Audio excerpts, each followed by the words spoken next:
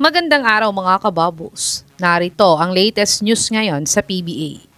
Meralco Bolts laglag na sa 2026 EASL Playoffs. Barangay Ginebra may pabalik na star player ngayong Commissioner's Cup. At Terra Firma Jeep may 7-footer na import sa Commissioner's Cup.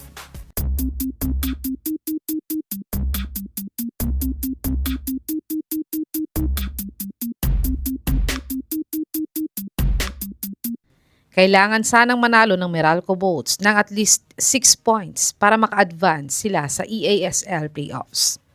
Pero sila nga ay tinambakan ng Ryoku ng 15 points sa halftime ng laro nila last Wednesday. Ngunit sinubukan naman ng Meralco Bolts na mag-comeback. Yun nga lang ay talagang magaling ang nakalaban nila, kaya't sila nga ay tinalo ng Ryoku ng 9 points sa score na 88-79. At ang best player ng larong ito ay si Yoshiyuki Matsuwaki na nagtala ng 18 points, 5 rebounds at 6 out of 9 nga siya sa 3 points area. At dito nga tuluyan ng nalaglag ang Meralco Bolts sa playoffs contention ngayong 2026 EASL Tournament.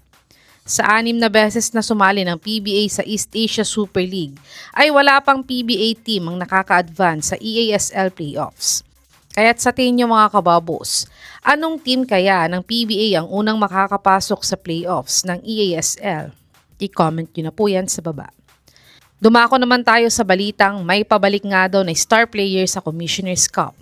Ang Barangay Ginebra nga ay umabot hanggang sa semifinals last conference. Kahit na underdog sila, pumasok ng PBA playoffs ay talagang tinrabaho nila para mabura ang twice-to-beat advantage ng Converge. Yun nga lang ay talagang powerhouse ang team ng defending champion na SMB kaya't sila nga ay nilaglag sa Game 6 ng serye nila.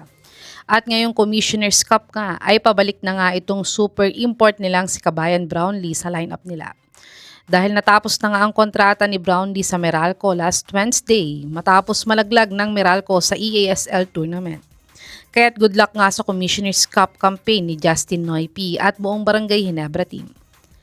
Tumungo naman tayo sa balitang 7-footer daw ang kinuha na import ng Terra Firma Jeep. Ang Terra Firma nga ay pinakakulelat na team sa PBA last conference. Sila nga ay may 1 win at 10 losses lang sa Philippine Cup. Kaya't gusto nga nilang makabawi sa Commissioner's Cup. Kaya't nag-sign nga sila ng isang 7-footer na import na si Mubashar Ali. Si Ali nga ay 7-footer na Finland-born player at siya ay 28 years old pa lamang. At siya ay nag-average ng 14.5 points, 9.7 rebounds, 2.3 assists, 1.7 blocks, 38% 3-point shooter at 68% free throw shooter sa kanyang 2025-2026 Georgia Super League season.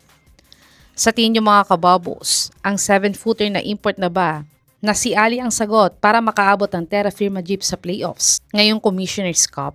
I-comment niyo na po yan sa baba.